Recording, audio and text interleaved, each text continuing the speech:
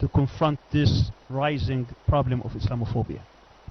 You see, Islamophobia, let me just give you a quick, I'm just going to be very quick about this. This all started when the Iranian Revolution took place.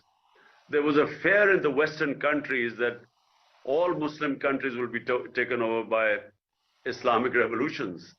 And so they divided the Muslim world between moderates and fundamentalists. And in 1989, when Salman Rushdie, or sometime then when Salman Rushdie wrote that book, Satanic Verses, there was a wave of anger in the Muslim countries. The West could not understand why were the Muslims so upset, because they, especially Europeans, their idea of religion, or the way they treat, for instance, Jesus Christ, is Muslims love and respect and revere our holy prophet Muhammad, peace be upon him. And they couldn't understand this. And the Muslim world never explained to them why were they so upset. And so that added to this suspicion about Islam. And then, of course, 9/11 took place. So after that, Islam was equated with terrorism. For somehow, suicide attacks were only by Muslims, because we were supposed to be these radical people.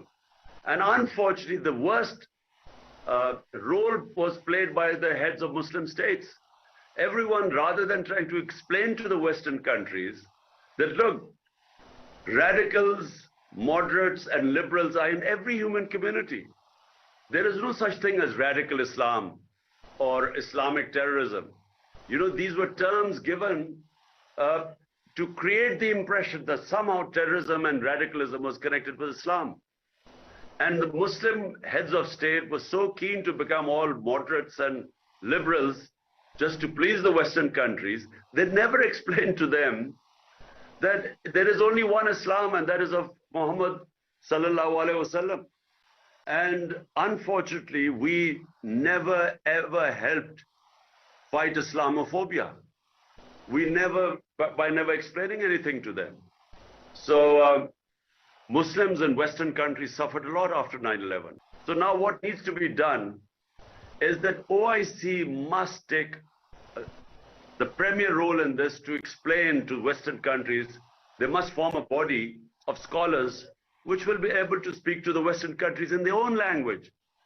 So, and I feel that can be done.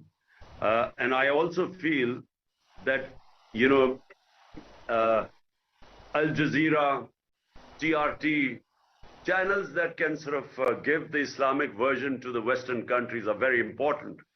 They need to have material which will explain to the Western countries about Islam. Majority of the people in the West do not understand Islam.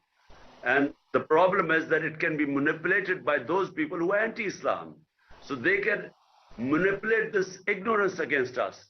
And that's why it is very important communication through media, and OIC should take responsibility for this. Thank you so much.